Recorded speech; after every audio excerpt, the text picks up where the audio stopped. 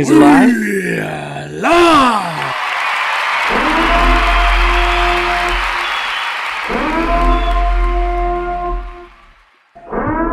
Welcome to Speculation Sunday! On a Monday! On a Monday!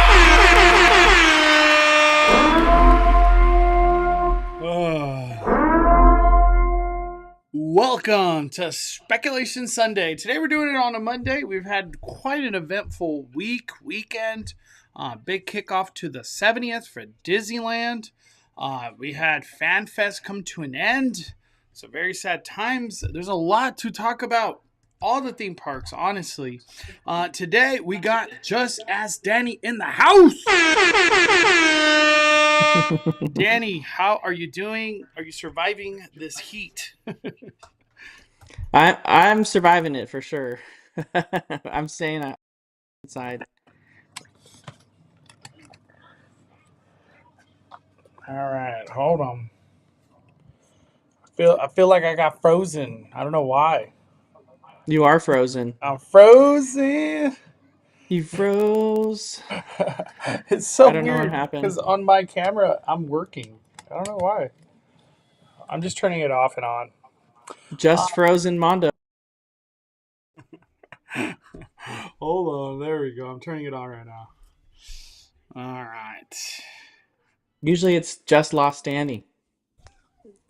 I'm moving. We're live. All right. Welcome everybody. Happy Monday. Danny, let's get to it, man. What do you think about the 70th? The 70th had a lot. It has a lot of bite. There's a lot to it going on. Give us your thoughts. I want to go super into detail when it comes down to Disneyland today. But give us your thoughts. Let's get into it. Yeah, the 70th, I have enjoyed pretty much everything that we've encountered with it. I felt like for the most part, everything kind of over delivered, with maybe the exception of like some of the merchandise and just in general. Like no hate to the Jonas Brothers fans. Like I know Ashley, one of my good friends, like her and Demi both are like such big Jonas Brothers fans, but I'm not a huge fan of that song. So like for Disney celebration songs, like I want something that's like super emotional, like epic, and something like Live the Magic that we got for the 60th and Remember When we got for the 50th. Like those are what I think of for like big iconic songs. And I feel like one of them we did, like the Great Rainbow song, which is on the soundtrack, the 70th soundtrack, feels like that same realm, that same kind of style of music. But it was just like, I will say I was getting a little like exhausted with the song when I kept hearing it over and over and over again, for the cavalcade and for every park announcement and, for The rope drop music is that now. yeah, the rope drop, the paint the night, like everything was that song. So it was just like you're hearing it all the time, everywhere, no Like matter we where are you go. going to shove celebrate happy in your mouth no matter what. That's how it feels. I felt the same way, Danny, about Celebrate Happy song until I watched It's a Small World show, which is called Tapestry of Happiness. And that's when the song completely made sense. At that point in time, I was like, oh, this is what the song was meant for. Because I really feel like Celebrate Happy kind of feels out of place where the different things that they shoved it into. But in the Small World show, I was like, yup, this is the reason they made it. And I know Danny hasn't seen it yet, right? I haven't seen the projection show on It's a Small World or the projection show on Carthay or World of Color. So there's still a lot that I need to go do. But yeah, they both all of those look like really cool things, so I need to try them. Yeah. I will admit, I have got the stupid... It's just stuck in your head. Brutal. Oh my goodness. It's crazy. For you, what were some of the standouts out of the 70th? Because I know we went a lot last week to Disneyland. What really stood out to you the most? I really like how they embraced like kind of bringing both parks into it. It felt very 60th, it felt very 50th. Like they really got decor everywhere. I mean, we had less decor in the castle this time than we have every other celebration, but overall, the parks themselves, I feel like, really stepped up.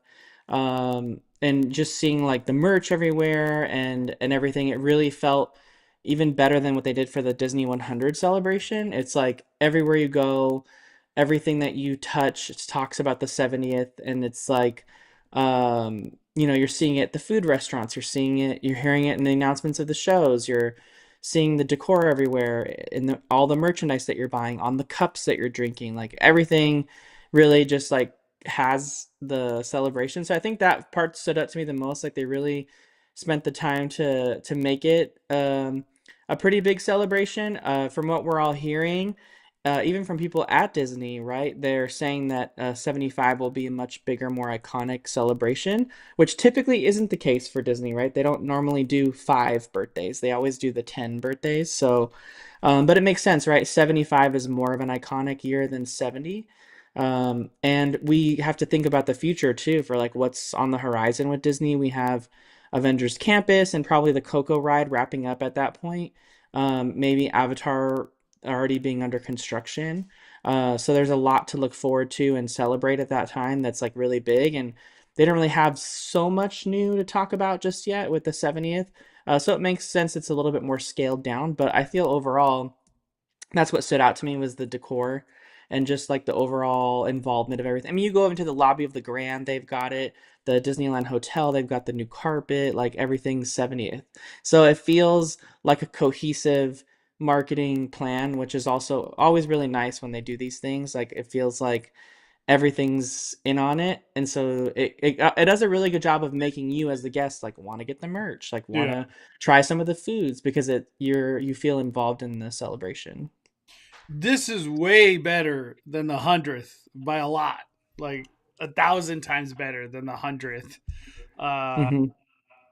we got a question from Denise. Did they bring back the fountains at the castle this year? The new ones that were added for the Disney 100. I I don't recall them being on. And Chris West also said it's sad the fountains next to the castle are off for the 70th, especially when it was on the concert parts. Yeah, maybe it was just a week one thing. Maybe they turned them. Did they turn them on today? I don't recall those things working. Let me see. Can we talk about how Disney just decided to drop last minute Phineas and Ferb meet and greet and adding new projections at animation without notice? What do you think about that, Danny? The Phineas and Ferb thing? That was random. Yeah, I think I saw that through a few of my friends that posted on social media that they had met with like Phineas and Ferb, and then Scott Gustin posted it and talked about meeting um, Perry the Platypus too. But then he updated today saying that Perry the Platypus would only be available to meet and greet on Saturdays only, which is kind of crazy.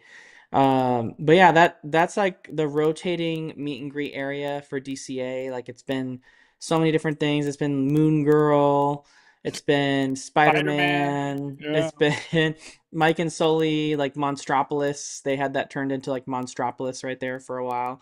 Like that's been their like kind of go to. Hey, whatever new movie's coming out, this is what we're gonna be making it into a meet and greet for. But I think it's cool that these characters are getting a resurgence. They're filming and or editing rather and recording a new season for Phineas and Ferb, and it's getting it's getting love again, which is great to see. Hmm. Did you ever watch the show? I watched a few episodes of it, but I never was super into it. Yeah. But it was definitely during the heyday of Disney Channel, right? Mm. When High School Musical was really popular, Hannah Montana, all that stuff. That's when Phineas and Ferb was popular as well. And then they added Encanto in the projections that you see when you go into Animation Academy.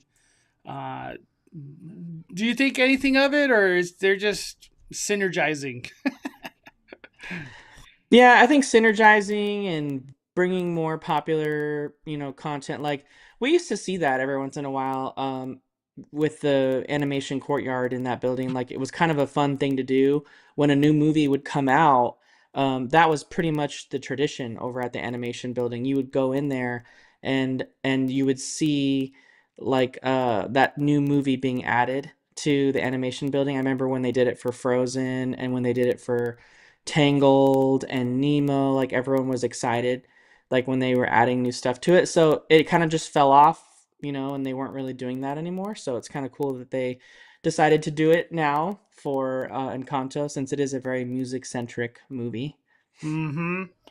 Uh, do you think Disneyland did enough for this celebration to hold us up until next summer? That's a good question. What do you think? I think so. There's a lot to see and do, especially if they can keep up this entertainment up until next summer. That's a really cool feat. And we're even hearing rumors, you guys, that they might even be doing the Christmas parade simultaneously with Paint the Night. So if you could think about that as far as entertainment goes, that's going to be a Christmas fantasy parade, Paint the Night parade, Believe in Holiday Magic's fireworks spectacular, Phantasmic, all happening all at the same time at Snow Disneyland. moments, the enchantment. Snow moments, the wintertime enchantment at the castle. Like, give me a break. Like, that's the most entertainment ever at Disneyland.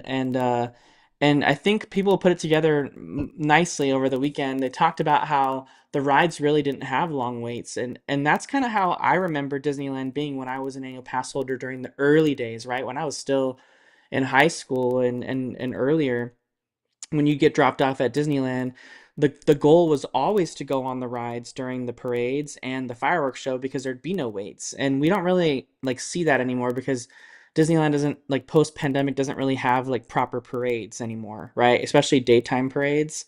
And so it's like a rare thing, like now the rides are just the only thing that's impacted, and there's not really a lot to drive people elsewhere. And when you had the majority of the park waiting at the parade route to watch a parade, and then another half waiting over at Phantasmic to watch their show over there, and people who are waiting for the parade because they also want to watch the fireworks, like then you have a lot of people not riding in the rides. And so it really makes, people who don't care to do all the entertainment have their own moment and feel like they got their value from, that little section of time.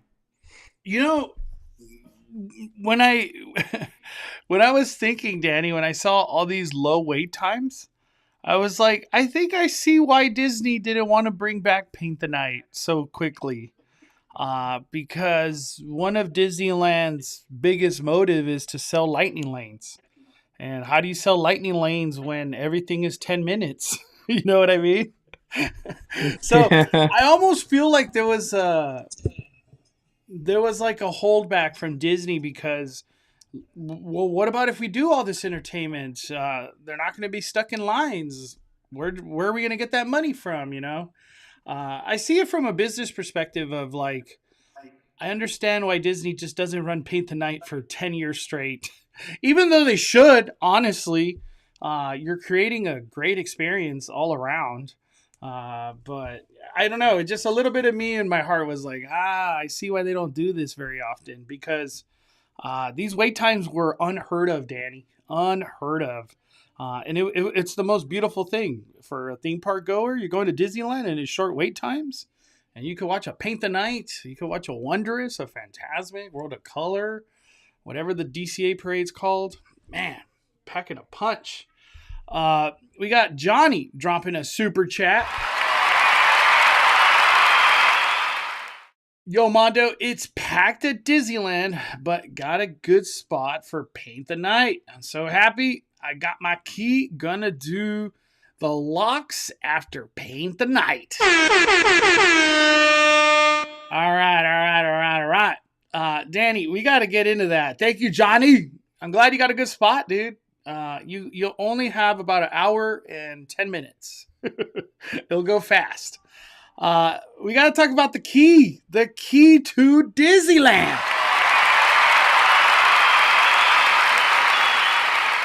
So we had the chance to do this together, Danny.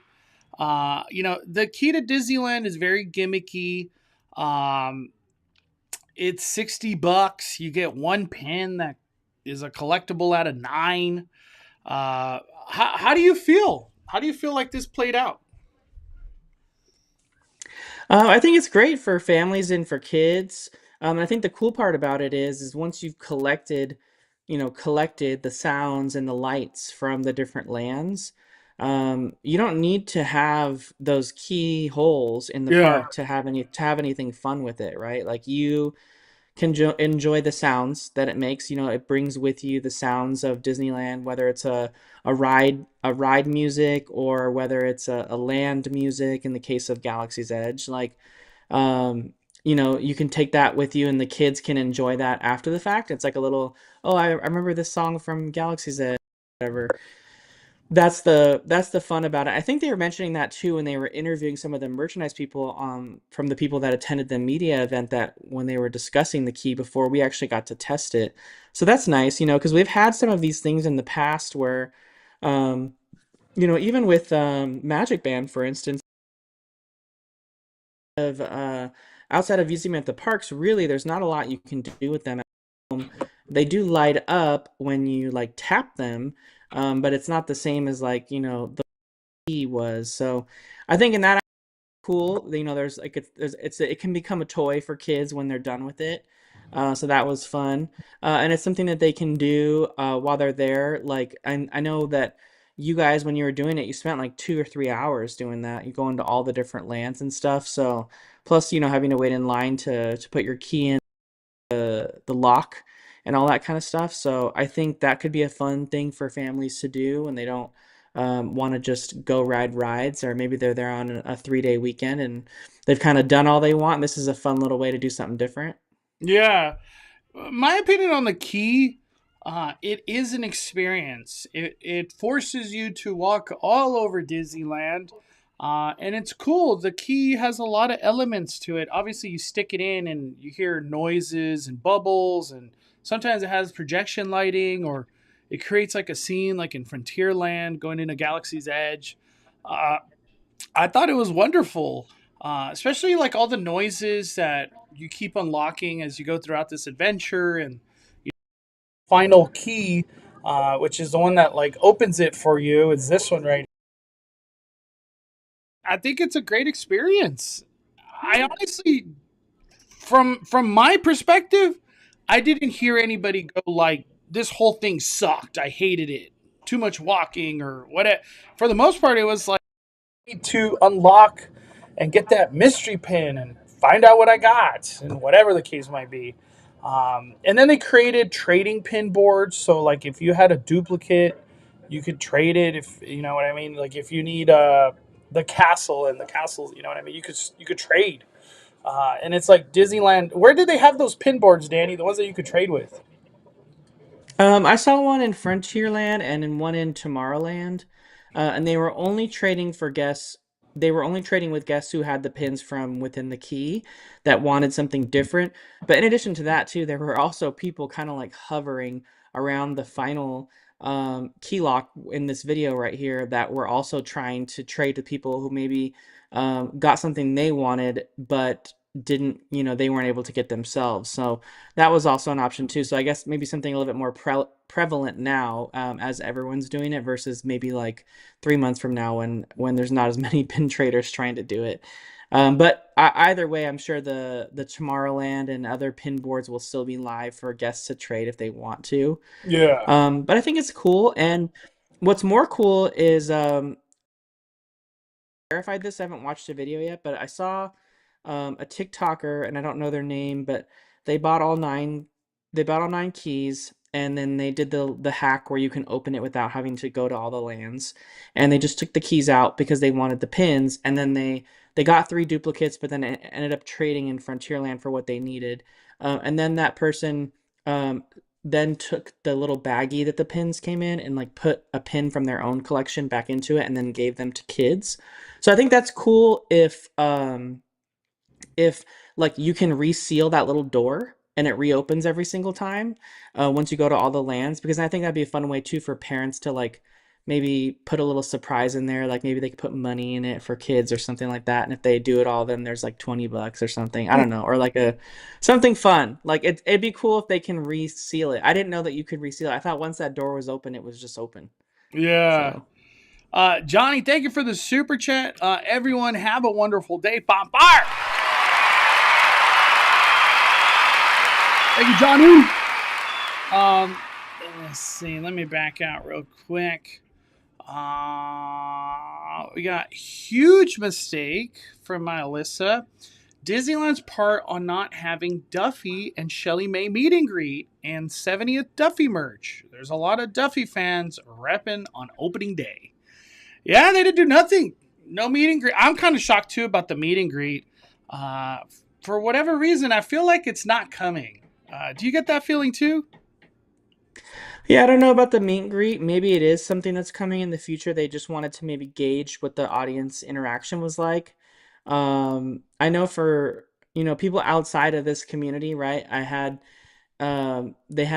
people asking me who are just normal friends and coworkers and stuff.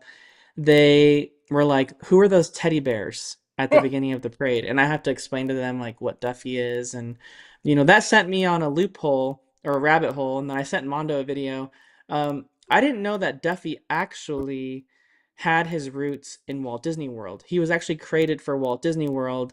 Wasn't well received by American audiences, so Tokyo Disney Resort then took up Duffy and made it into the version of Duffy that they have. So he was originated for Walt Disney World, not in Tokyo. I didn't know that. I thought Tokyo Disney had created it, but the Imagineers actually created it to have a storyline for a new store that they had opened in their downtown Disney at the time, which they've changed to Disney Springs. But that Mm. was cool. So I don't know. I think there's a missed opportunity. I think there's an opportunity for them to have a meet and greet now and it do really well.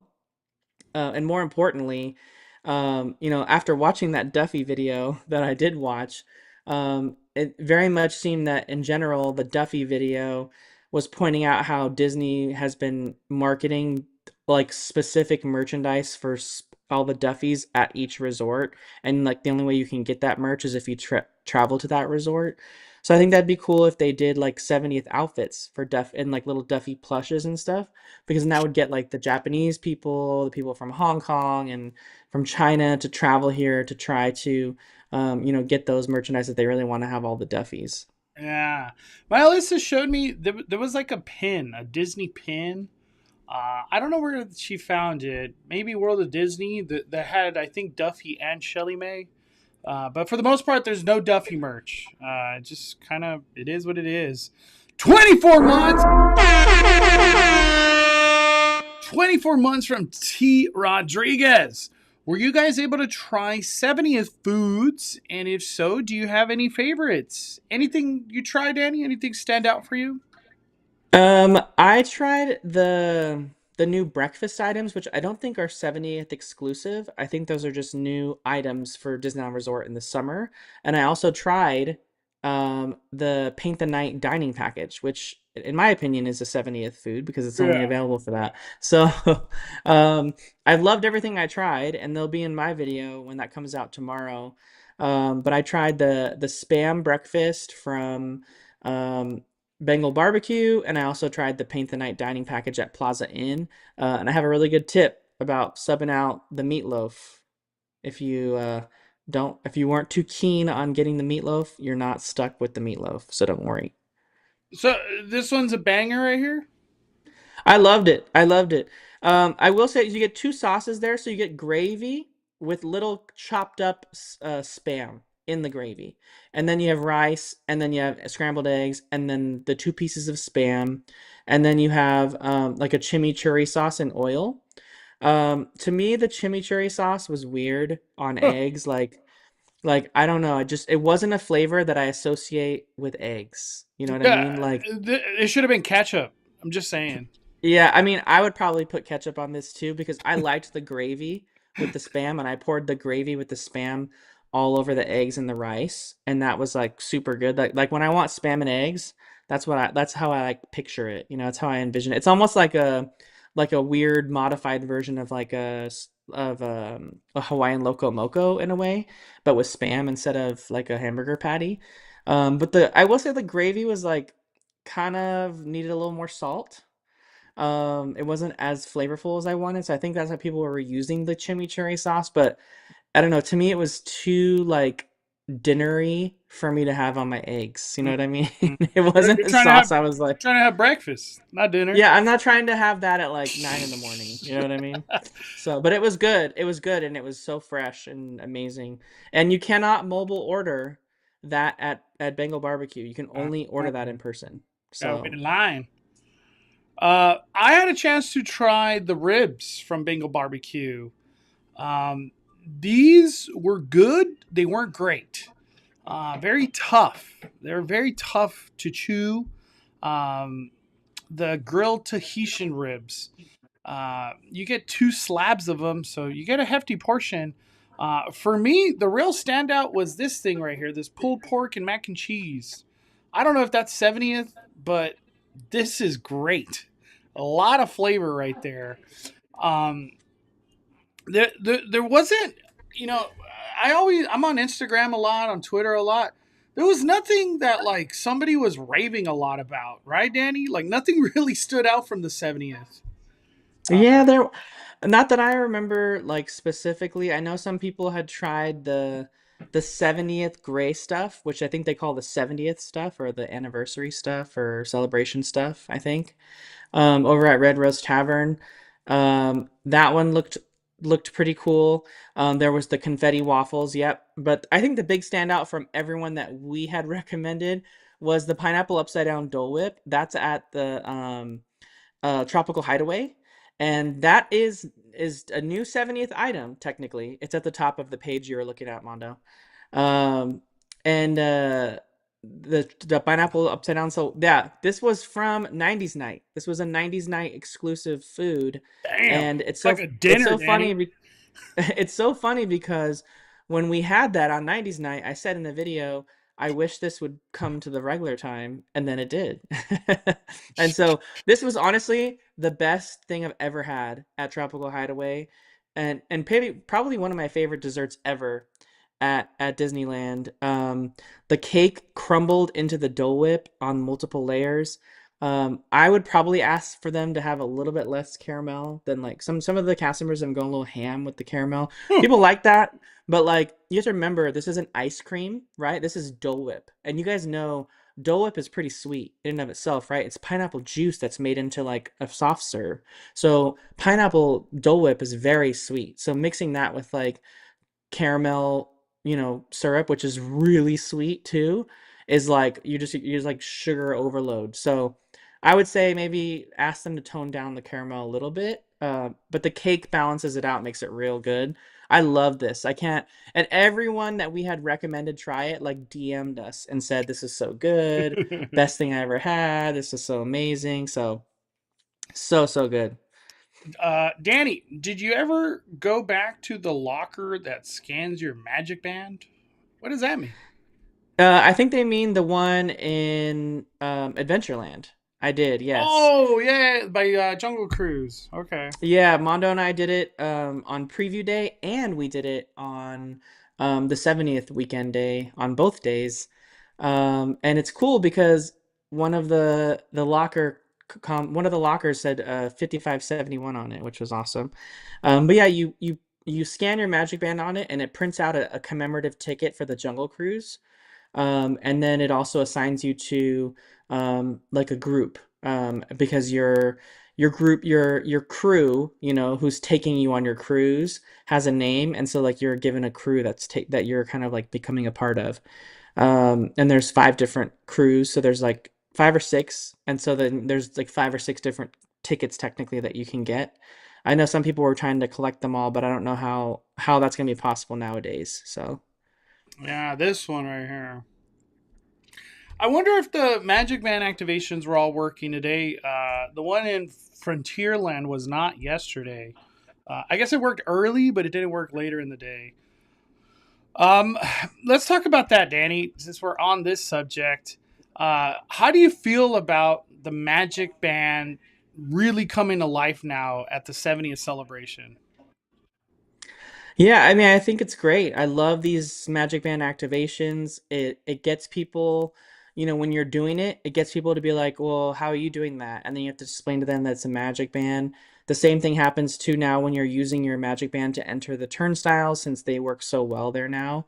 If you think about it, it is faster than Disney World, right? At Disney World, you have to touch your Magic Band, and then you have to wait till the fingerprint reader lights up.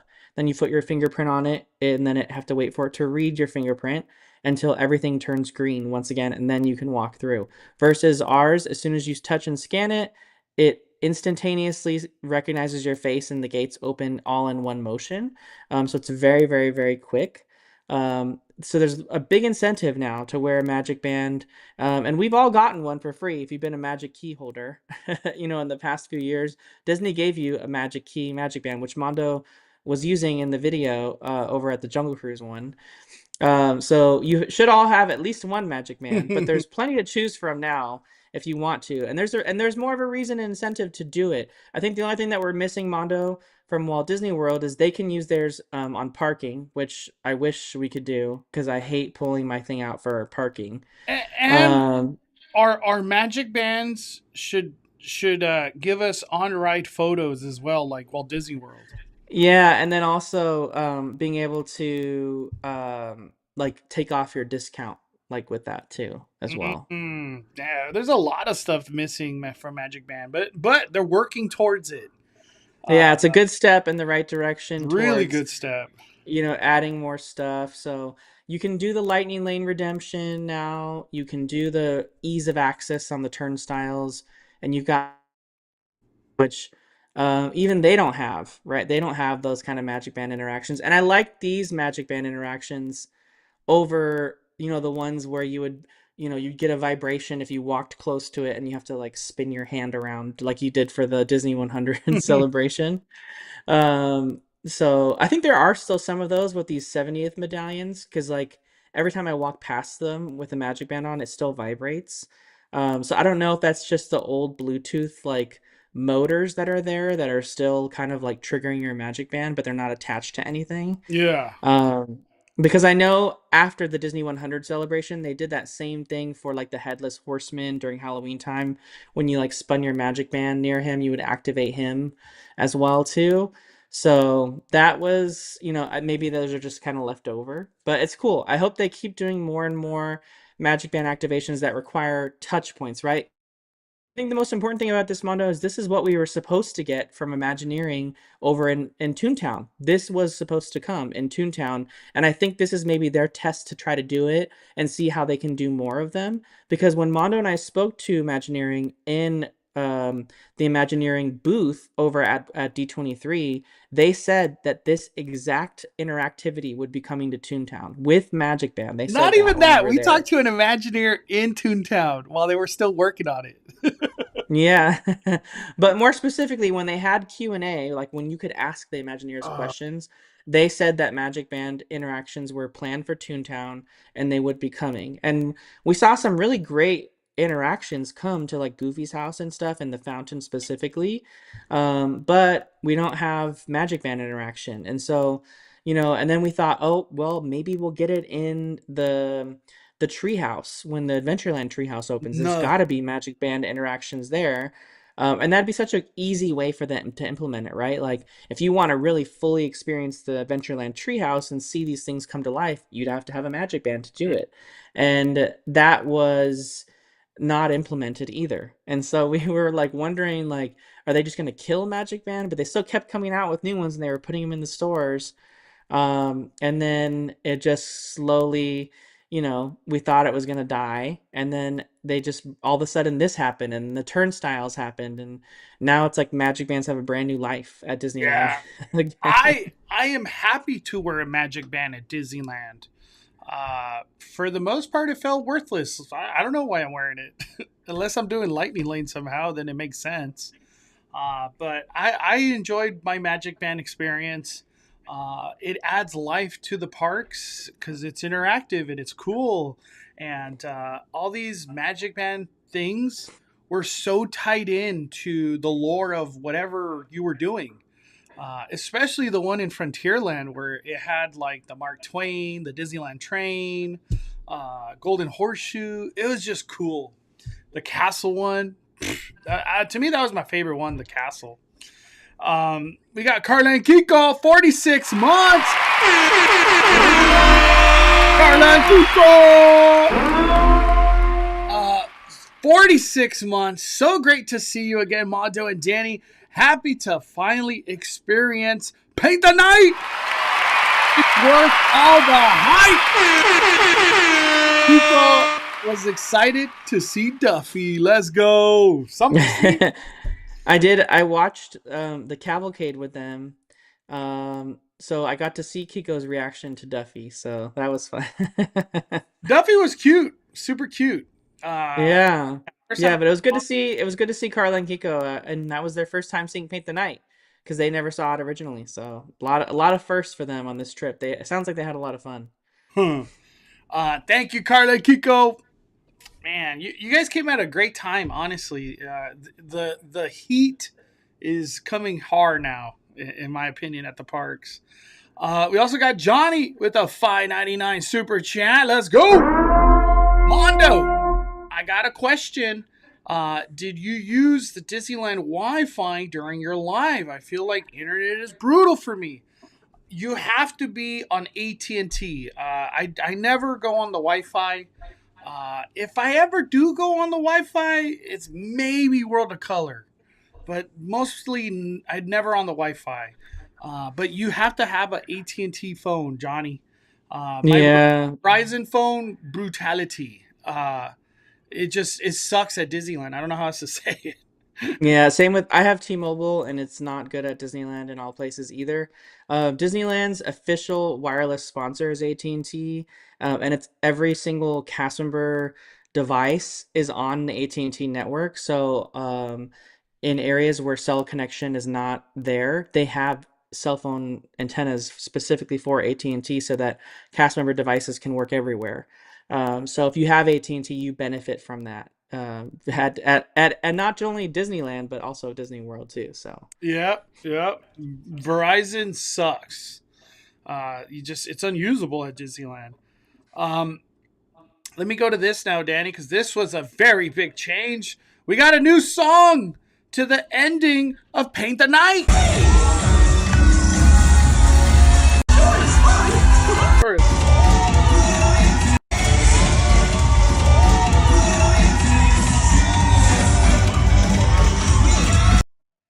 You know, that ending's not growing on me, Danny.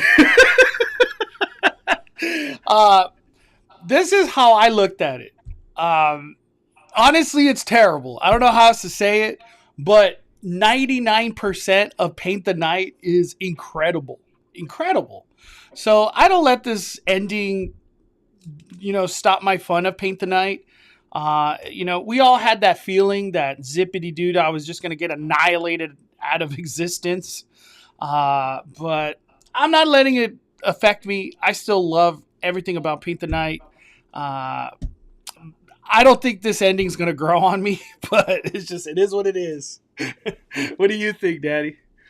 Yeah, I mean, it works for the 70th celebration now, right? Because it ties everything into it. It makes it feel like the parade was created for it.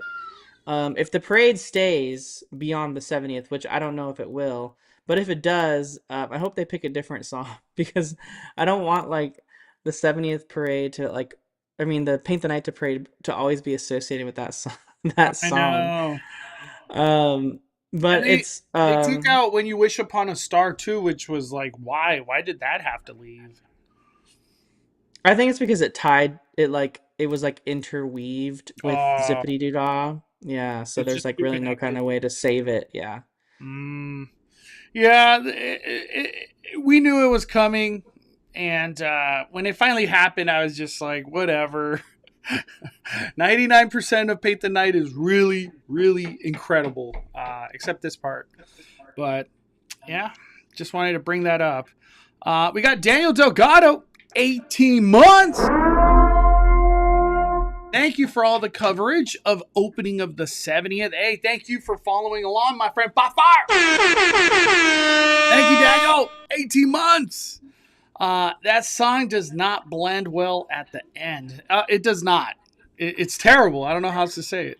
It's a bad edit. Really, really bad edit. Um, Let me see. Let me see. Oh yeah. The beginning also changed. Ladies and gentlemen, boys and girls, to all who come to this happy place. I don't know why they changed that one, but it's just that's Disney for you.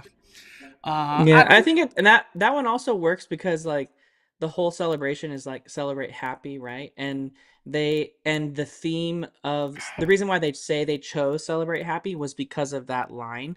Mhm. And the 70th video even like talks about that line, and then the Walt animatronic will say that line and like a bunch of other things. So I think it tied well like with the 70th celebration by changing that too, because it kind of like brought it all together. It's almost like they're for people that never seen Paint the Night, it makes it seem like it was all created for the 70th if they don't know. Yeah, you would never know that like that changed. It's just Hmm. the show started. Um, how was Paint the Night for you? How did you feel about this show, Danny?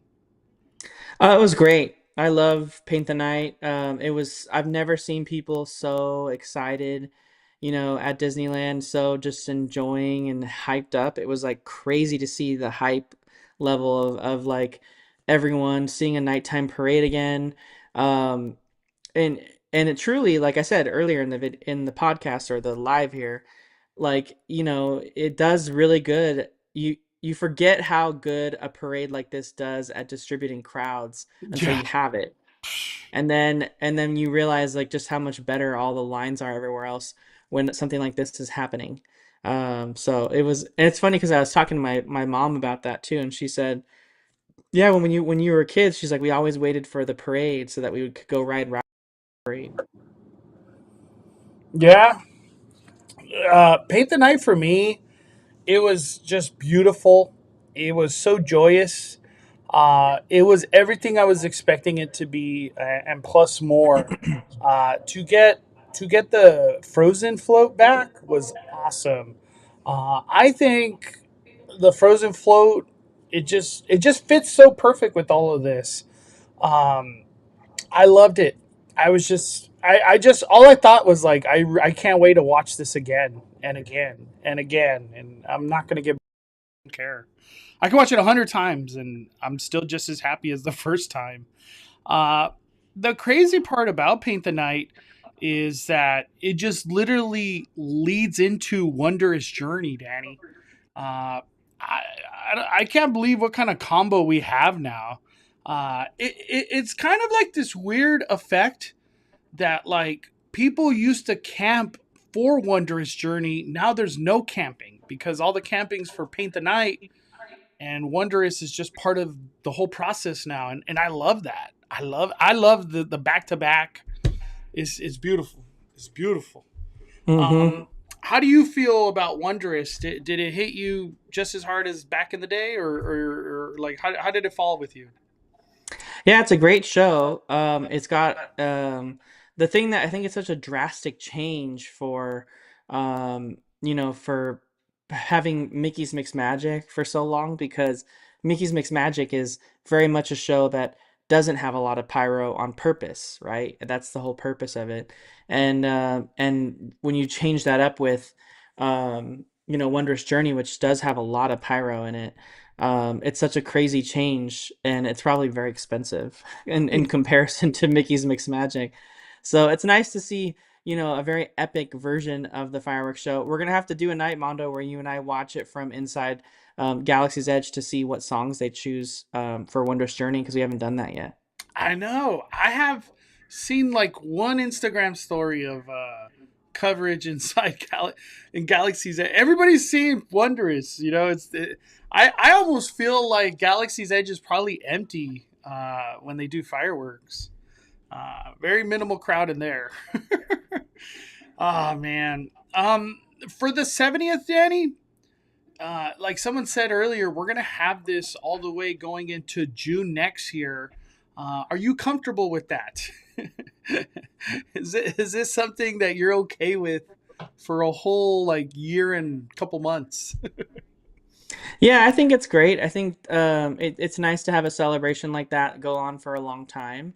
It's going to be nice, and I think people should enjoy it now because, after this celebration, Disneyland's going to become a construction land. Like literally, so much construction. We're going to have, Portos construction starting, the rest of the stuff finishing in downtown Disney, walls, much larger scapes of walls coming up in Avengers Campus than what we have now. And then whatever walls go up for wherever they decide to build the Coco attraction. So there's gonna be a lot of walls everywhere. It's gonna be Walls Disney again. Yeah, well, the one that's already started, Avenger Campus, closing that pathway, that's a big deal. Very, very Yeah, big. and those walls are only going to expand and take out so much more of Avengers Campus. And I don't know if you saw Mondo. I think Fresh Baked, if you want to pull that up, I think I Oh texted yeah. it to you earlier actually. Just you pointed out a while ago when we went during preview week, how the walls had come into Doctor Strange's sanctum, and we see now that up right up against those walls there's no trees, so it really looks like the sanctum is kind of like half gone almost. So I think you're right, there's something to maybe the sanctum just not being there. No, Sanctum's gone. They already canceled Doctor Strange show a long Look time at they like ago. ripped all the trees out like right around the sanctum, like there's no hidden sanctum anymore, it's like just exposed. Yeah, the Sanctum's gone, in my opinion. I don't think it survives. Uh, yeah, I don't think it survives. Um, anything else about the 70th, Danny, that you want to talk about? Um, I would say the only other thing I was going to talk about was there was a really cool.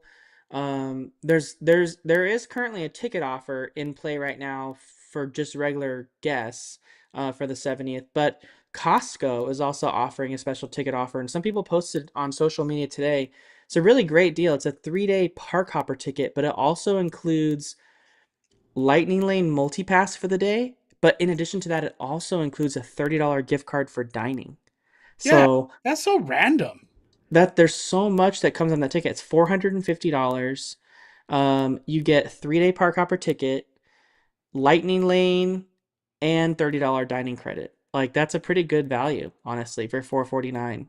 So having park hopper every day, like a 1-day park hopper can be like 260 depending on the day you're going.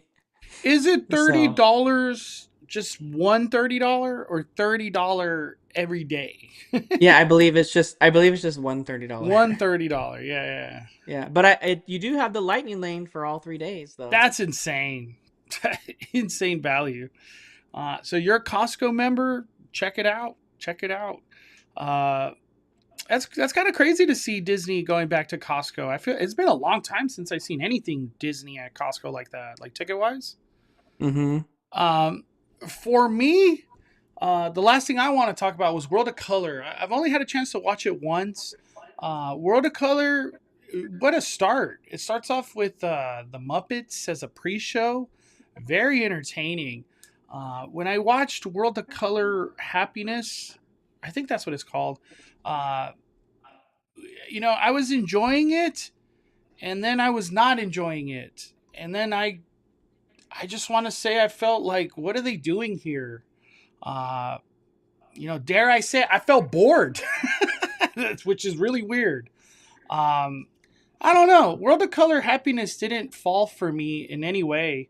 Uh, it's just a show that, like, I just feel like it missed the mark. I think that's the best way to say how I felt. That's how I felt personally. And then somebody asked me, like, do you think World of Color 1 is better or worse than World of Color Happiness? And I really had to think to myself. I was like, I don't know. I got to watch World of Color Happiness one more time to, like, really feel how I feel. But I'm not that fond of this show at all. Um, it wasn't even that it had too much inside out. It was just like, who was this show made for? That's how I felt. Uh, have you had a chance to see it yet, Danny? Like in videos, or just kind of get a feel for it, or no? Not at all. Zero spoilers. Yeah, so I'm gonna watch it with Danny soon, so he can really. I feel like Danny's gonna love it for some reason. I don't know. I wasn't a fan of it. I did talk to like I'll say like two or three people that did the dining package, the one where you sit down. Now they give you a box, and it's like $90 to do this World of Color sit down dining experience. Um, the people I did talk to just said it wasn't worth it for what you get. Um, so you have been warned. If you trust my opinion, you've been warned. The one that I feel does go the furthest, and we'll talk about it right now, is Paint the Night dining package, and that's what Danny did. Give people some insight on that one, Danny, because that one's Yeah. half the price, which is crazy. Yeah, if you want to pull up my tweet, Mondo, I posted about it. So I was interested in doing the Paint the Night dining package, and in fact, Mondo had it booked for Saturday that weekend, but canceled it. I wasn't able to get it, and wasn't even sure I wanted to do it at first. But I took a chance on opening day, and I went to Plaza Inn and just asked them if they were accepting walk-ins, and they were on opening day. So it's always worth asking. Um, but here's a look at the meal. It's a three-course meal, so you have an appetizer, an entree, and a dessert. You also get a free refill soda with it, and then of course your paint the night viewing area. And the package was $50 with Magic Key discount, 55 without. So they even let you get your Magic Key discount on it. Now the experience is advertised with meatloaf. I'm not a big meatloaf person, and the meatloaf there didn't really look the best either way. So they actually let you sub in Plaza Inn fried chicken, and I Whew. got two huge pieces of fried chicken. I got a massive chicken breast and then a leg.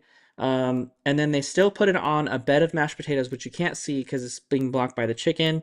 And then they have a pea puree, which so all of the dressings for it are exactly the same as the meatloaf, but instead of meatloaf being there, they put the fried chicken there. So they still dump the gravy on the fried chicken, and I let them do that. You can say no though; you don't have to have them do it. But I wanted it because the potatoes were underneath it, so I figured why not. The wedge salad was awesome. It had like blue cheese crumbles, bacon, chopped tomatoes, and like ranch dressing. And I had mine without the dressing on it, and it was still really, really good. And then the awesome part was the dessert was actually dairy free, so it like was allergy friendly for a lot of people. So people that wanted like vegan options, they could have the dessert right away. So it was it was really awesome in that aspect. I feel like the food alone was worth it. Like it was almost like what you would pay like already for all that food if you bought it yourself at Plaza Inn, and then just getting paint the night on top of it for $50 was so awesome. And your viewing is over in, if you scroll down a little bit, Mondo, in the thread there, your viewing's in Town Square, around the flagpole. So that island that's in the middle of Town Square, basically the whole left side of it and the whole back side of it is yours for that section, and it basically engulfs that one churro cart too. So you kind of get your own private churro cart during the celebration. So that was really a really great area. It was so nice to walk up on opening night when they were announcing hours beforehand that there was no more viewing left and for guests to stop looking. It was so crazy that day. People were camping out so early, even though you weren't supposed to. So it was so nice to just casually have lunch at Plaza Inn, put on your lanyard, come back later, and just waltz up at 8 o'clock and walk right into the section and just get a spot. And in fact, we were sitting on a bench, like, like that was like so nice in comparison. Because if you remember in Town Square, they have those planters that are all around Town Square that have like the benches built onto them. So that's what we were sitting on. We were sitting on one of those. So it was very nice.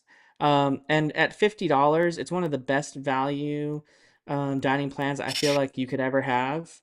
The only thing that's better value than it is the $35 or 30 some dollars that they charge for Rancho del Zocalo Phantasmic viewing. So that I think is the only one that's priced even better.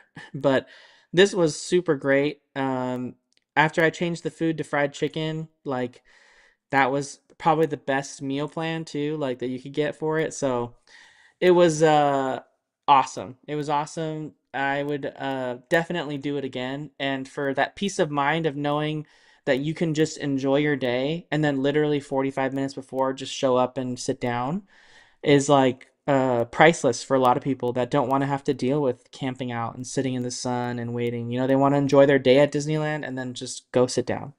They don't Hmm. want to have to wait for hours beforehand, like, you know, some of the Magic Key holders might do, but maybe not a day guest who's buying a Costco ticket, you know?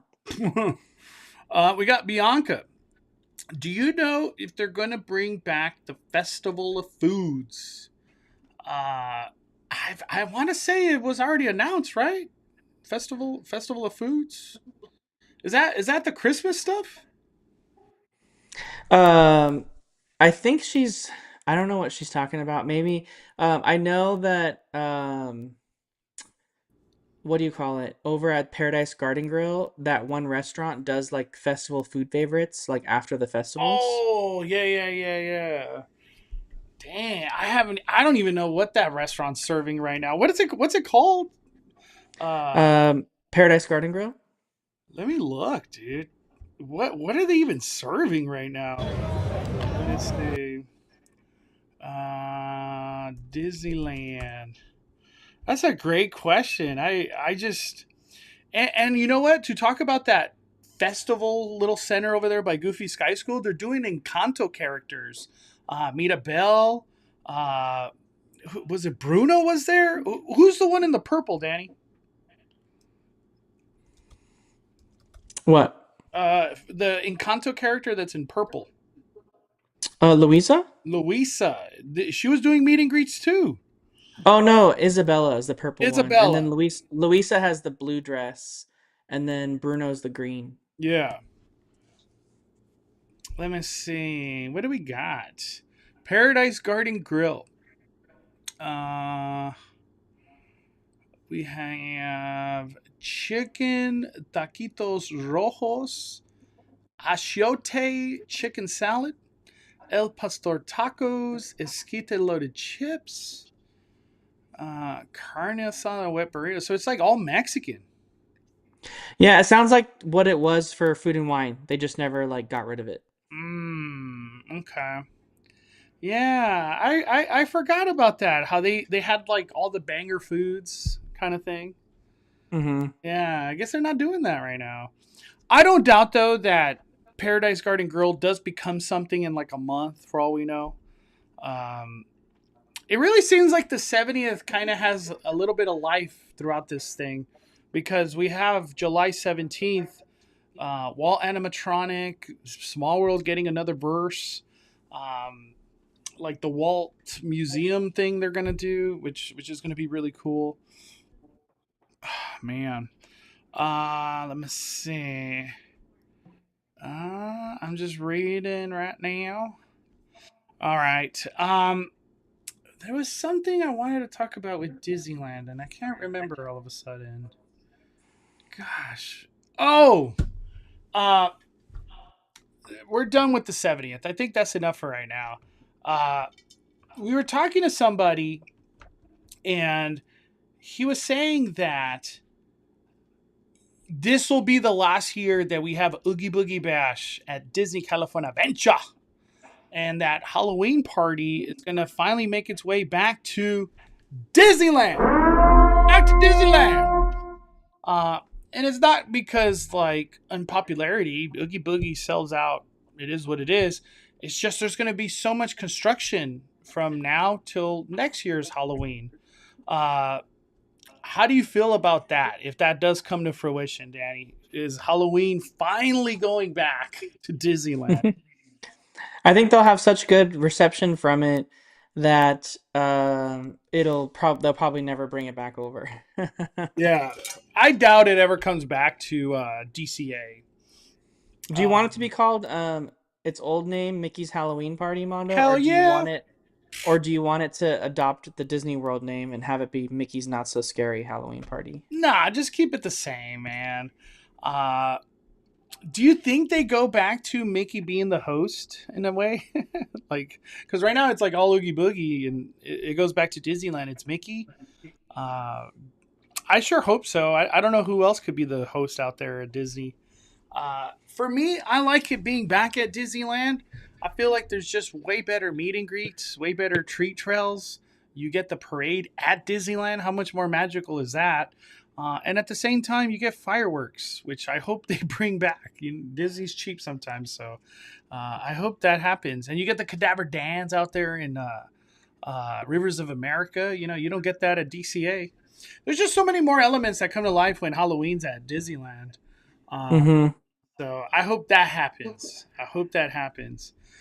Do you want to talk a little bit about those rumors we heard, Danny, about kind of like things expanding over there by Redwood Creek Challenge Trail, or we'll save that for a different day?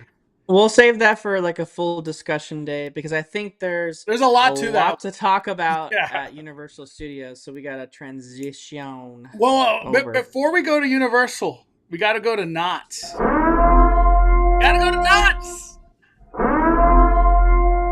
Dude, Uh, I actually physically tried to go to Knott's on Saturday.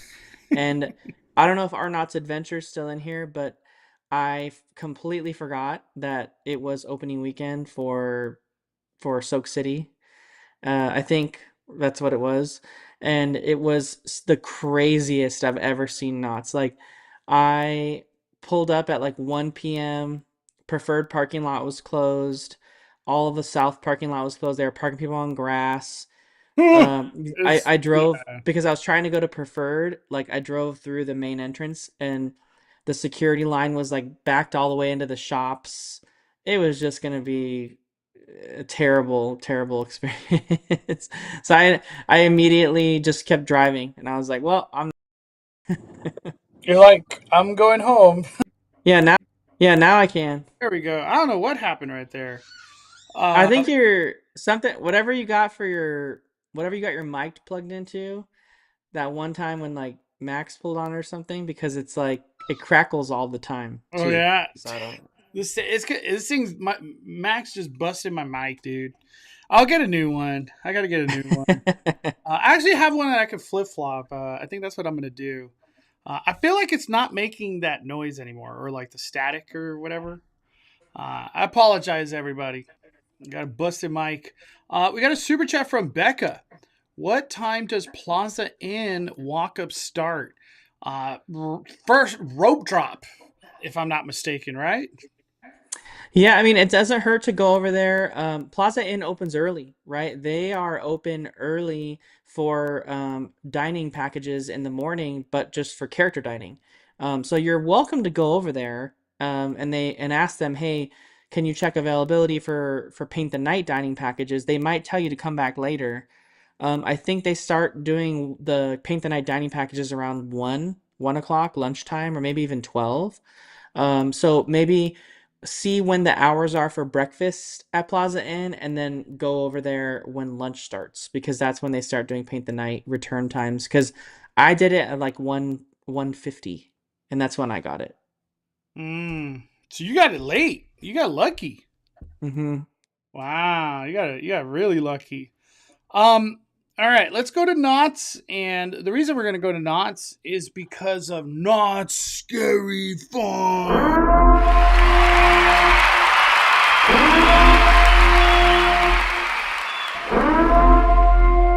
Knott's Scary Farm. So there's a lot to unveil with Knott's Scary Farm. All right, Knott's is really hard to crack the code of anything because they do originals. So when you're doing original, there's no way of guessing anything. You could see a facade, but it's really hard to guess. Um, Let me see. No, Mondo, you're cutting out. My mic is still messed up. Oh my god. No, I think it's just the chat's delayed. Oh, okay. It's a little messed up, Mono, in the sense that every time you begin talking, it like pops, like it's crackling. I'm just gonna get So off the mic and go on my laptop. That's a top. Look at that. Hold on. All right, I'm on the laptop mic now. Does this sound better? I mean, it sounds less good, Yeah. honestly. Should I go back? Should I get on the mic? Yeah, just get on the mic and Oh my just gosh. let the Yeah, I'll crackling fix this. happen. You know what I keep thinking of? Because you say crackling, I keep thinking of like a fire. It's just a crackling of the fire. It's the crackling of That's the what fire. that's what it sounds like. It sounds like the crackles in a fire when you're talking sometimes. It's so funny. Oh, hold on. Ugh. Let's see. Yeah, because the MacBook mics. All right, I'm back on the Yeti. I'm back on the Yeti. Um, what I wanted to say, Not Scary Farm does originals, and you're not going to guess that. It's just simple as that. But there has been rumor and speculation that maybe the Joker is coming to Scary Farm. We said that a long time ago. It's not like it's breaking news, but uh, things have kind of changed a little bit, and I'll say why. This is just what we're hearing. Okay, we could be completely wrong. This is speculation Sunday on a Monday. Um, this house that is being worked on right now, and I'll show you a video. This is a video from Knott's Network, so shout out, credit to them. You get a really great look at this facade right here. Look at that. That is the new house that is being built. That's where we had the Bloodline house. Is that what it was called? Bloodline? Yeah. Yeah. Gosh, I get the blood. I keep thinking Eternal Bloodline, but I think that was Horror Nights. This is where we had the vampire maze not that long ago. Um, what is being said at this point in time is that Not Scary Farm, they're not even the ones building this house. It's an IP.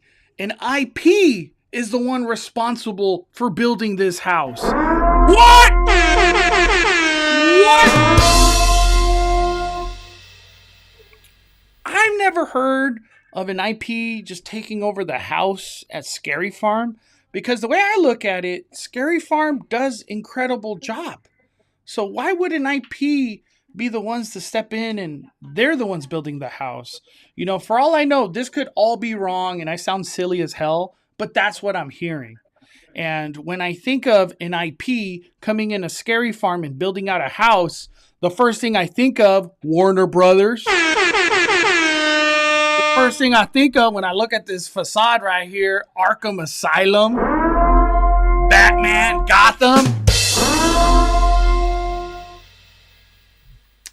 I thought Joker was gonna come to a scare zone. That's what I was thinking. That's what I was thinking.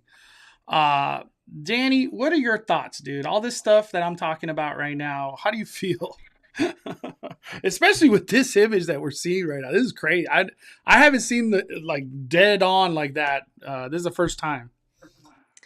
I mean, it's cool. I mean, if we can get some of the horror made here, that Warner Brothers used to do on their lot, if we can get some of those mazes and those IPs coming to Knott's, that'd be so excellent. We saw Because that with you got a chance to do that, right?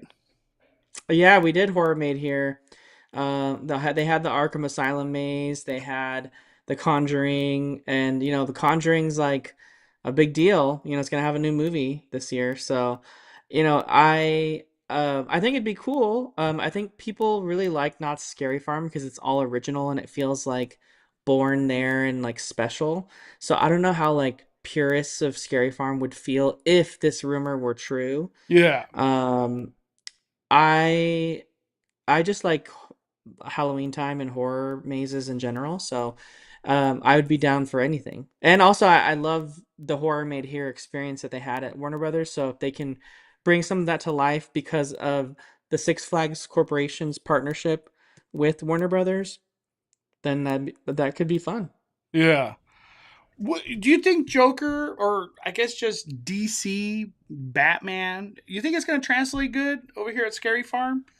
Because this has been probably in the works already ever since the merger happened with Six Flags. So it's just coming to life finally. What do you think?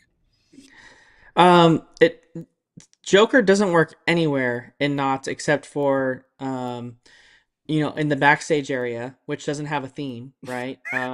So that works. It would And work then there, huh? Because yeah, like a ghost town, it's like, why is Joker here? Or that doesn't work. And he would work in Boardwalk where they have the clowns and stuff, so that could work. But if it's in the backstage area where Bloodlines was, right? There's no theme back there because it's just backstage. So that could work, and they could implement it there safely, and not have it totally take you out like some of the other mazes might, or having that maze somewhere like in taking over Origins or something like that. yeah. We got Triple C. It's not people building it, Mondo. I recognize my old coworkers in the construction photos. And our Knott's adventure, all the times we've looked at progress, it's the Knott's team working on it. I don't think its IP has taken over. Yeah, I'm just kind of relaying what was said. This is not like I'm Maybe they mean IPs like taking over the design, and then the creative team is just collaborating with them so that they can build it. Like because the creative team at Knott's, I would assume, has to build it because they know how mazes need to be made at Knott's in order to have traffic. They know the traffic patterns. They know the width of how big things need to be. They know what they can get away with as far as scares and stuff. And um, so maybe the Knott's team's working with the IP teams to do it. Hmm. I don't know. I can confirm it's Knott's employees working on the former Bloodline location. Thank you, Alex. If Alex says it, I believe it. Same thing with our Knott's adventure. Um, how about this, Alex? Is it an IP? I feel like you would know. Um, I'm excited. If it is an IP, I think it's a step in a great direction for Knott's because that means bigger budgets, really cool creative stuff that could come out of that. It's not like Knott's hasn't done IPs. The last one that I remember doing, and I did it with Tim a long time ago, was Quarantine. Quarantine was at Knott's. That's kind of crazy to think of. I remember we walked as soon as we walked in the maze. Tim walked right out. He's like, "I'm not doing that. I'm not doing that." I was like, "Wait, you gotta." We waited in line, dude. Oh man, that was crazy. Um, if Warner Brothers does all of a sudden come to Knott's, I think it's a very big deal because Warner Brothers has all the good stuff. Like literally, they literally have the good stuff. I had a chance to ask people in the chat. They said Scooby Doo at Knott's. You think Scooby Doo could work? I think it would. It's kind of weird to see it at Knott's, but it would work. Uh, I mean, I don't know. I think the Knott's really relies on the cohesiveness of the scariness aspect of it all. It's all about nightmares, right? And so, unless they made a really scary version of Knott's Scary Farms, like Scooby Doo, I don't necessarily know that it would really work. They could use Scooby Doo for like the Knott's Spooky Farm stuff during the day. That could be something they do it for. that would be Um, cool, dude. Oh man, that would be cool. but yeah, I think Scooby Doo's at Universal, right? Even though that's a Warner Brothers thing. Yeah, we got Alex. That I don't know about it being an IP. Other than Knott's is giving misdirection with former Bloodline locations. Some details may not be as they seem. Yeah, I can't wait. Nightmares Revealed is going to be a big deal this year, and I'm very excited. Um, we'll see how all this plays out because we have Midsummer too. So, uh, would Nightmares Revealed be before Midsummer this year? Gosh, it's a late Midsummer. But that's what I'm hearing, that it's an IP. When I think of IP, I could only help but think of Warner Brothers. They're already Warner Brothered out over there in Fright Fest, so why not bring it over here? Bring Warner Brothers and Knott's. A Blade maze? Is Blade freaking Warner Brothers? I have no idea. Trick or Treat feels right at home at Scary Farm. Knott's excels at domestic settings for their haunt, and Trick or Treat fits that despite having a similar original a few years back. Hey, bring the IP. I would love Trick or Treat at Knott's. So just wanted to bring that up. Have we heard anything about the Knott Summer event yet, Danny? Not really. The only thing that Knott's mentioned lately, Soak City opened up this past weekend. Yeah, I mean, Knott's does have their event schedules up, so you can look at it on their website. If you just go to um, park info, and then I think it's trying to think exactly where it was. Right here, Season of Fun. Yeah, season of fun. What do we got? Is it this one? Summer? Yeah, summer nights. It's Right. still called summer nights. Oh, it is. No, Summer at Knott's. Well, no, but it still says summer at nights because they remember summer at Knott's includes now the daytime being Ghost Town Alive because they combine Ghost Town Alive and Summer Nights into the same event. June 13th. That's the big day. Yeah, June 13th is the Summer at Knott's. So we're what, about a little less than a month. A little less than a month. I can't wait. I always like Summer at Knott. You're gonna be doing some live streams of live entertainment there, Mondo. Dude, a 90s rock show if I can. I want to go see 90s rock show. No Marvel. Yeah, I was like thinking maybe one of those old Blade ones If was. you want to pull up Arnott's Adventure, Mondo, she advised that they shared the foods that are coming for summer nights. At least some of them, anyway. If I click it. Mm-hmm. Mm, No, no, no. Summer night, Knott's Arnott's Adventure oh Instagram. yeah, she posted that. Let me go to that actually. There was a lot. Let me see. Arnott's Adventure. Arnott's Adventure.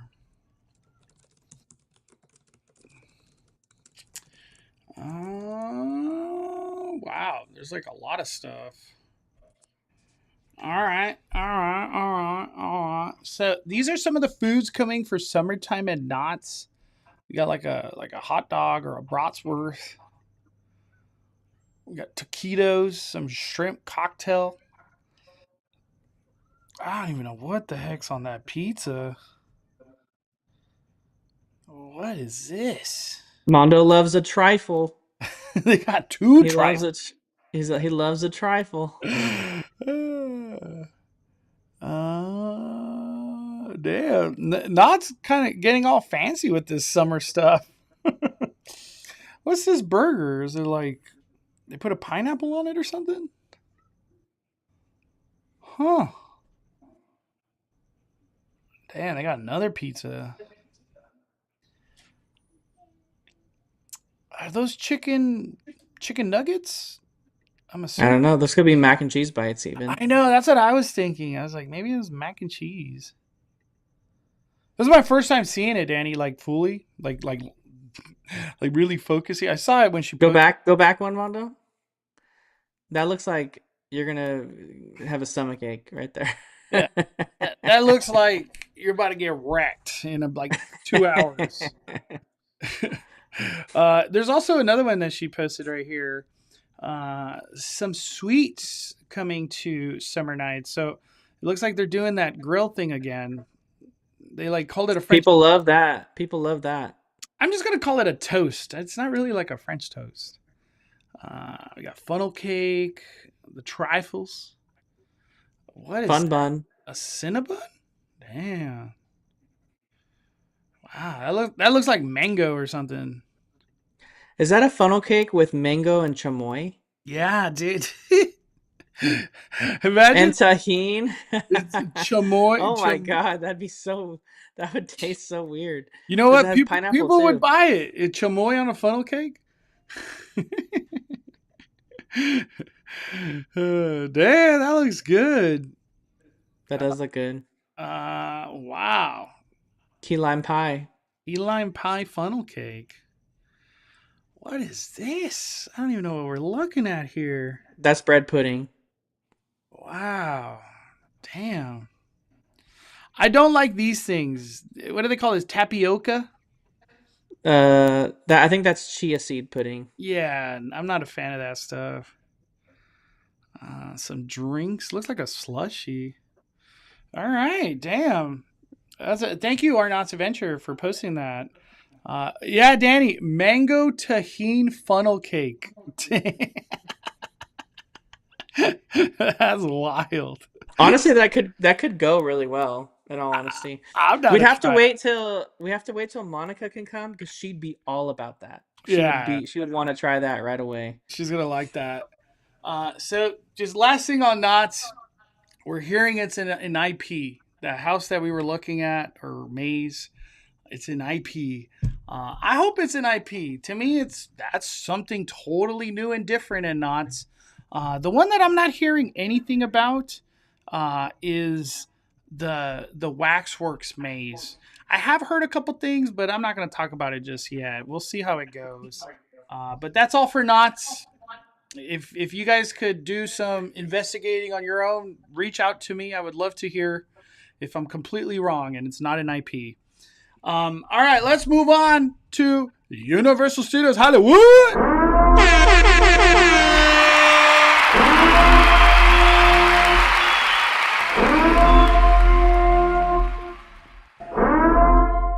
Universal Studios Hollywood. Holy macaroni.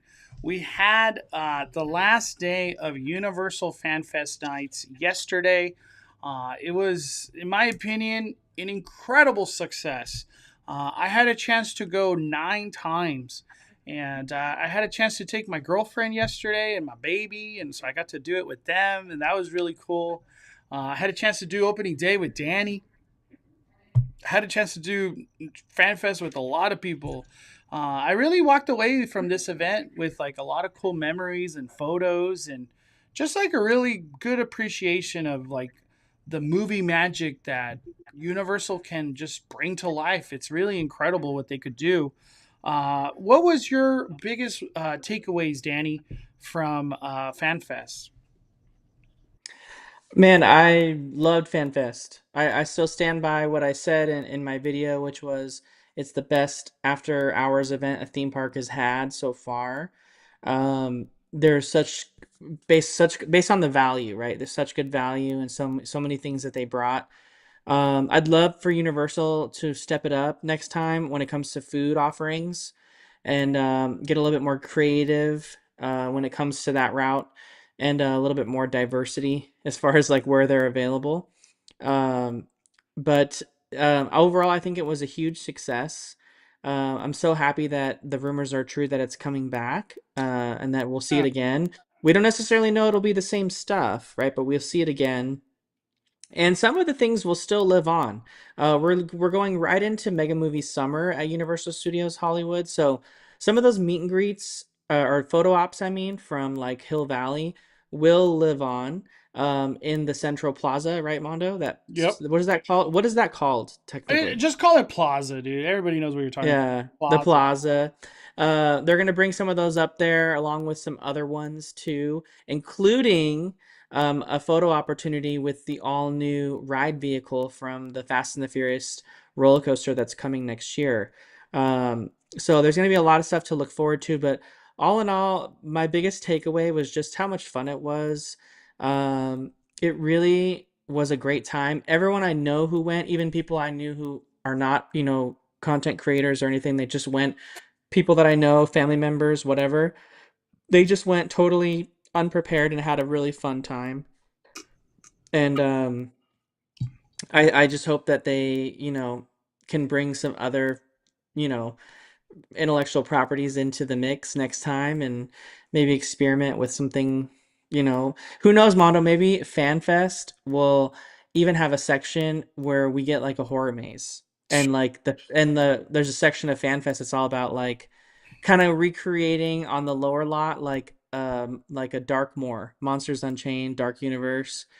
And we got like a Universal Monsters walkthrough maze in the middle of summer or spring, I guess. And that, let me bring that up, Danny. I feel what Universal saw from this event was like, look at how the reception is coming to life for Back to the Future, and how people are just staying down there and they're enjoying it, and the fandom is really strong with that. I could only think that Universal's like, well, what other property on our lot can we just do something like that? Why not have two of those? You know what I mean? That's what I kept thinking. Like, why stop at Back to the Future? Why not keep it going? The one that it's been mentioned a lot is where the monsters were born, and create a universal monster experience like Back to the Future, but just create it over there. I think it would be so insane if that happened. If we had like two just immersive land experiences like Back to the Future, Destination Hill Valley, it'd be insane, man, insane. Um, I loved everything about FanFest.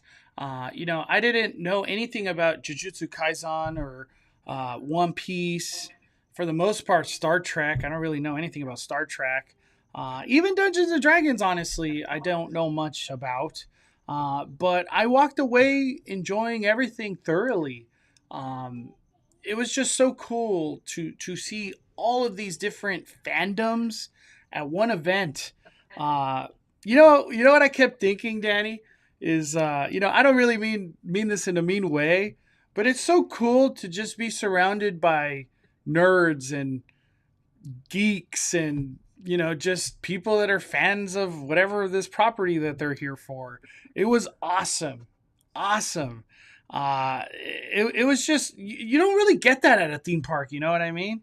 Like what Mm-hmm. theme park are you going to and there's One Piece straw hat people everywhere just dressed up? Never. So it was just cool. It was so cool.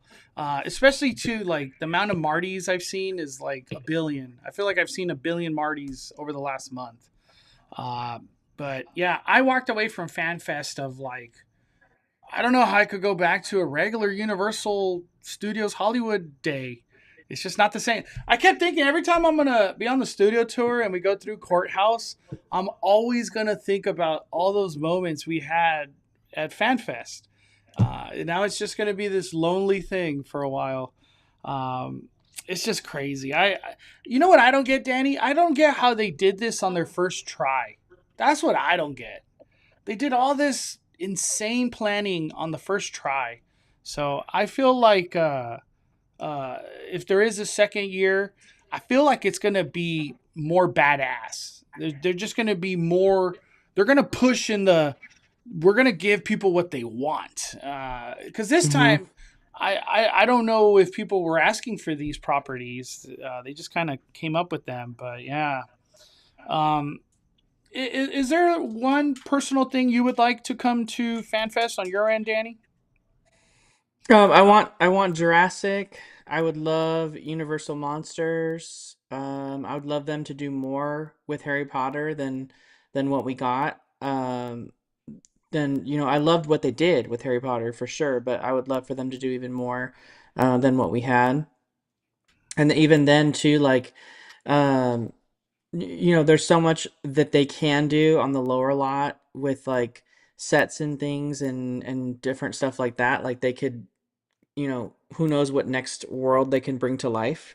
Someone was saying in the chat, maybe they even do Back to the Future 2, so we get Hill Valley 2015, like with the whole hoverboard scene, and they can have like hoverboard themed merchandise. Like that would be fun too. So I don't know.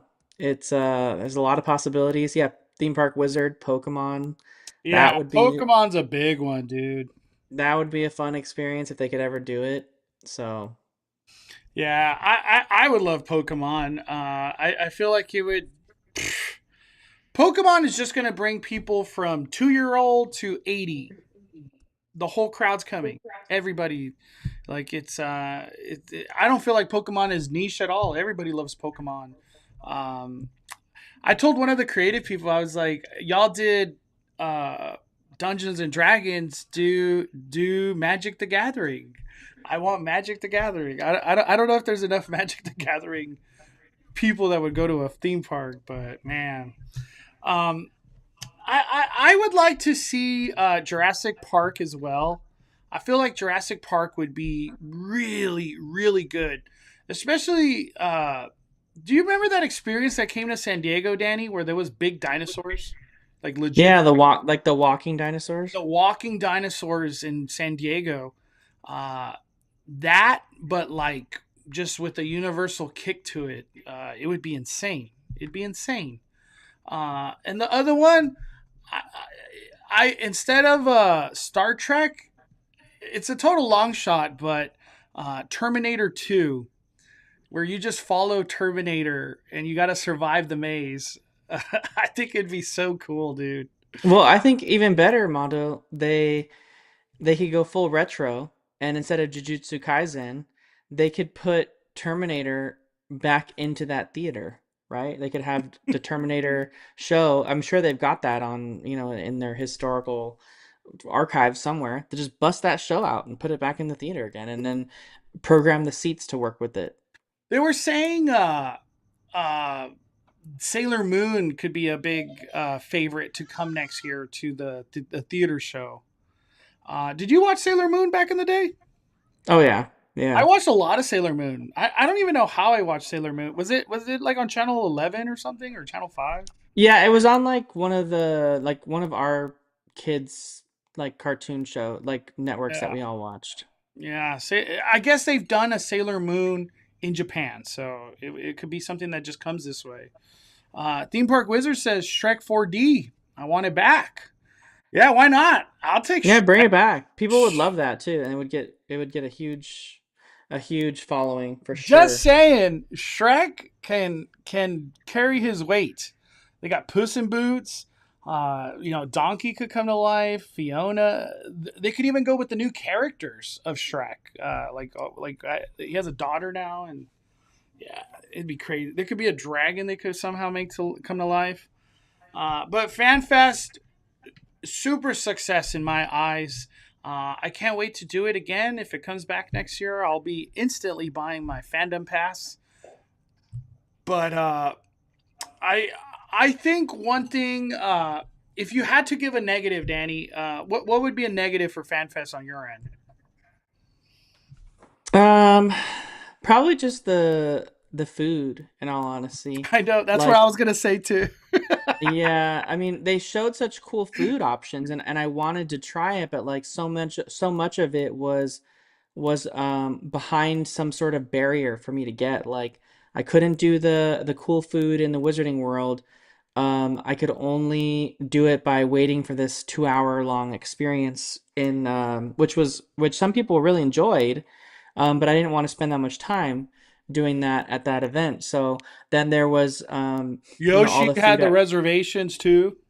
Yeah, you had to have the reservations to get into Toadstool to do the Yoshi, and then you had to um, Mel's Diner, like that wasn't easy to get into either. So it's like, One Piece sp- wasn't easy either. yeah, like spread it around, like just so they have more options, like that aren't such like barriers. Like make snack items. Like I think that was good about Harry Potter. In that aspect, is they had some snack items and they had some so they had like the meat pie and the churros. Those were pretty easy to get. You just had to wait in like a line at a churro cart kind of thing. But it went fast. That So one went it fast. went fast, yeah. So like that was easy to do, and those were really great options. So um, just more of that. I think that's the only thing is like they just made it kind of hard to get the food. Like good luck trying to get any of the Dungeons and Dragons foods. There literally was no way unless you wanted to go wait in that massive line at the bar that was like hours long. So I that was another kind of miss too. So I feel like it just wasn't like that obvious. It wasn't as obvious to me as to where you get the special food as it was during like Halloween Horror Nights. Mm.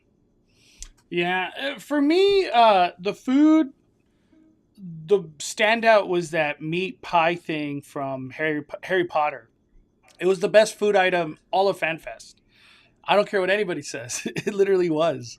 Uh, but the food, I just didn't care for it. I will say I'm kind of tainted because I have fallen in love very very strongly in love with Vivo.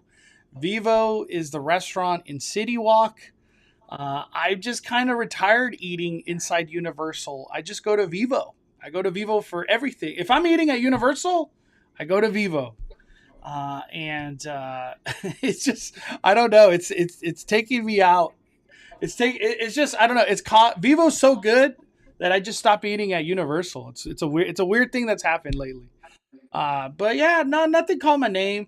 I do. If I had to say a negative, Uh, I'll say the food for Back to the Future should have been somehow made at the lower lot, at the destination. To have Destination Hill Valley be where it is, and then the food be at Mel's Diner, we're talking about like the most furthest distant points of these things. Uh, I honestly, I just they've done food trucks before at the Metro sets at the lower lot. They should have done food trucks down there. But maybe there was just a battle of like, do we really want to keep people down here or not? You know. But yeah, Vivo's ruined me. It's too good. I only go to Vivo, and all the people that work there are amazing. Um, Universal, Danny, just recently, where is it? They came out with or not Universal, Horror Night Nightmares. There was another speculation map that came out, and this one was May 15th, so 4 days ago. Let me go. They're calling it version 2, so version 2 of this map. Can you click it? Yeah, click it and open it up so it's There like we bigger. go. So the big things here: Scarecrow is staying, Terrifier staying, Poltergeist is staying. It seems like Terrortran is going to be taken over again by Blumhouse. Uh, Walking Dead, I guess, is going to be Fallout. Parisian Courtyard, we got a pinata for whatever that means. Uh, we got a wrestling ring. You know, everyone keeps saying Undertaker or Funhouse, which is why it's 6. We got the camera way at the top, which is FNAF.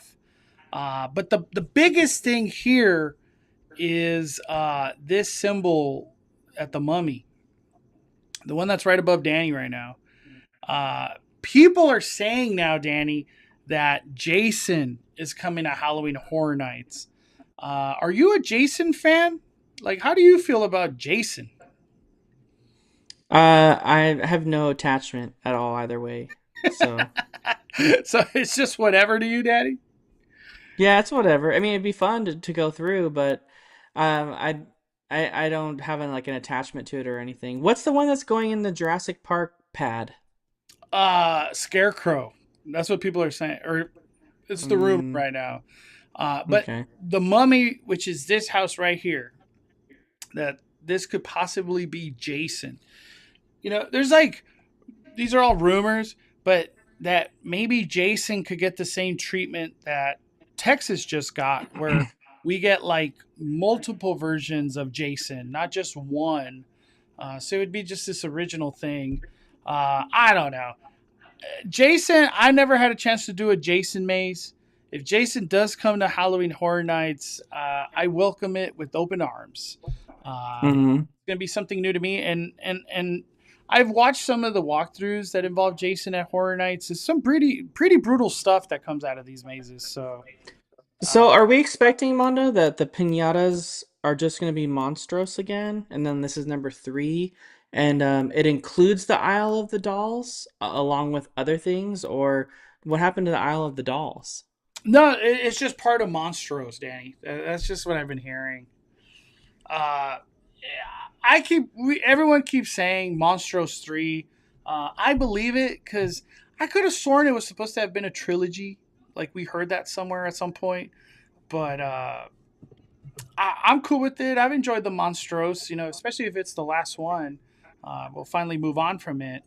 But all these IPs and everything that's being rumored, this is like the hardest, most heavy hitter rumor mill we've ever had in Hollywood since I've been covering it.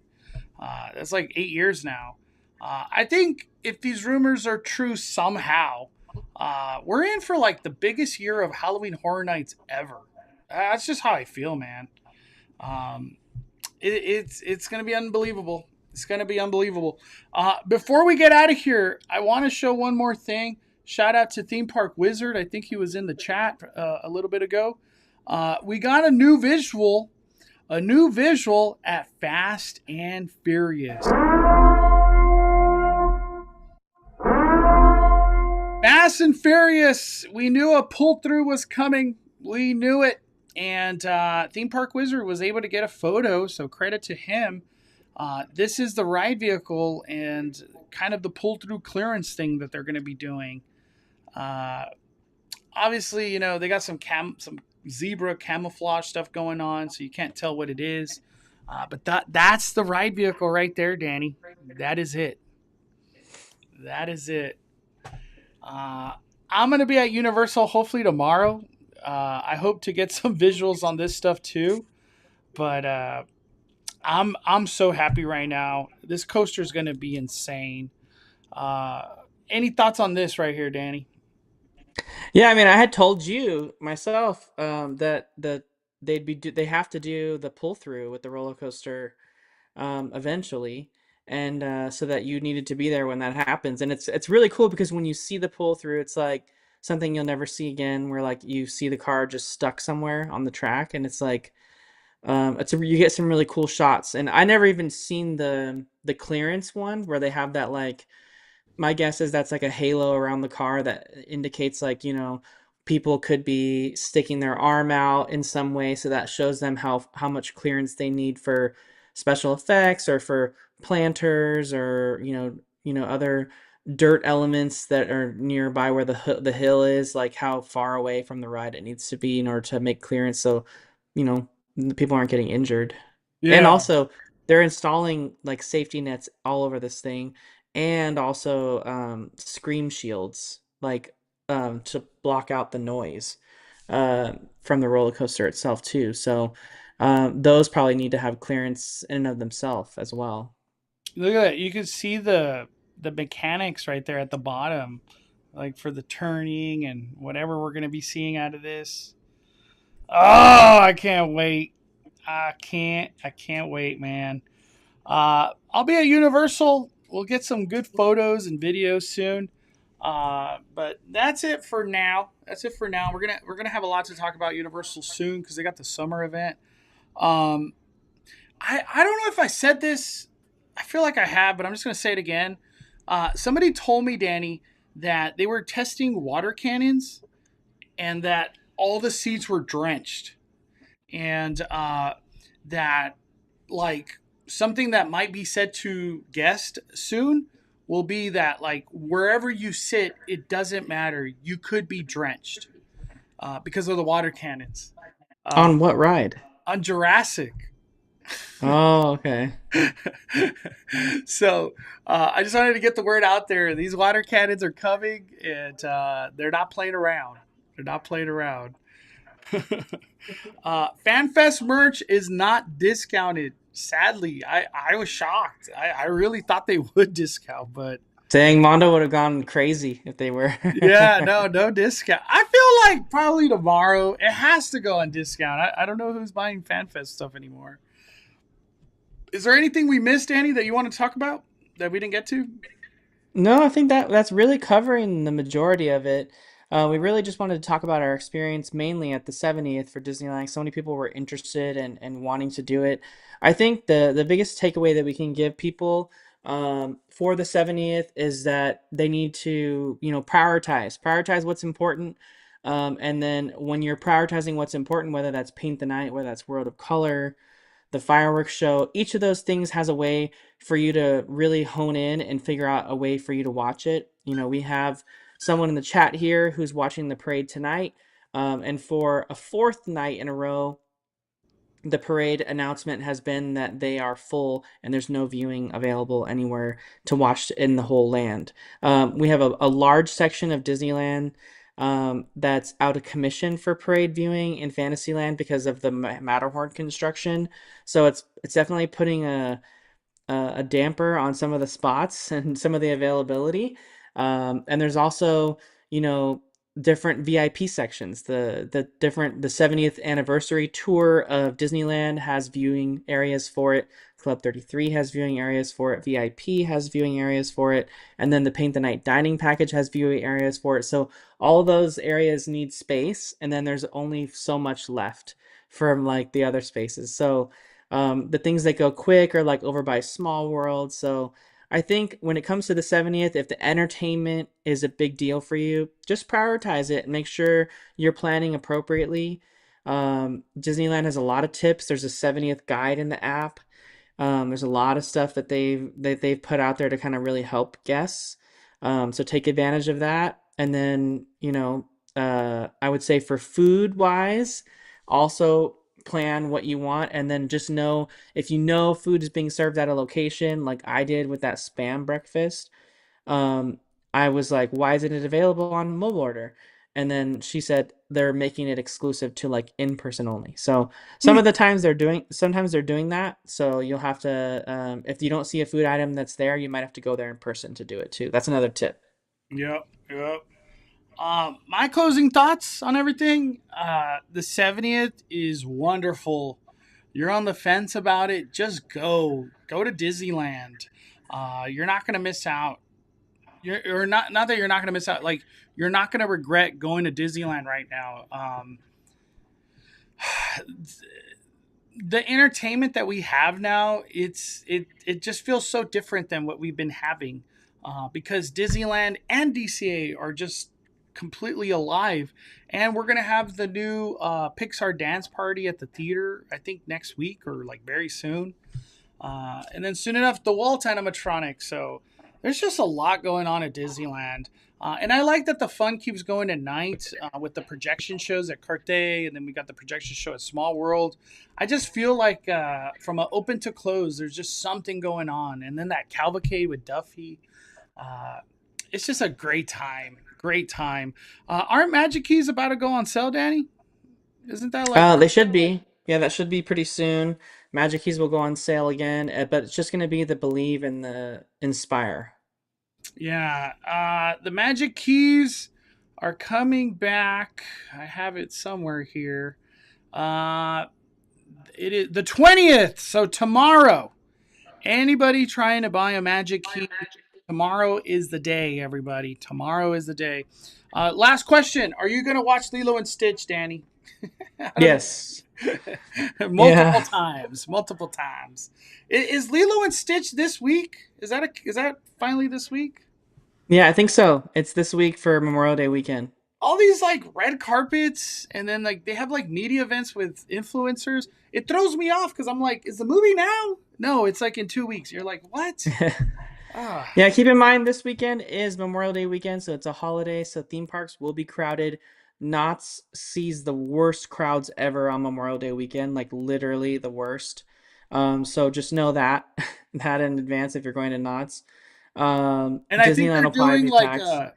they're doing like a bring a friend ticket or something, Danny. Oh yeah, that's true. That's true. We Brutality. got a last minute super chat from Rudio sends $5. He says, Rudio. "Pleasure spending the first day of the 70th with you fellas. Fantastic. Plus Paint the Night. Plus Wondrous Journeys. Plus Small World Projections. Fire." Let's go. Thank you, Rudio.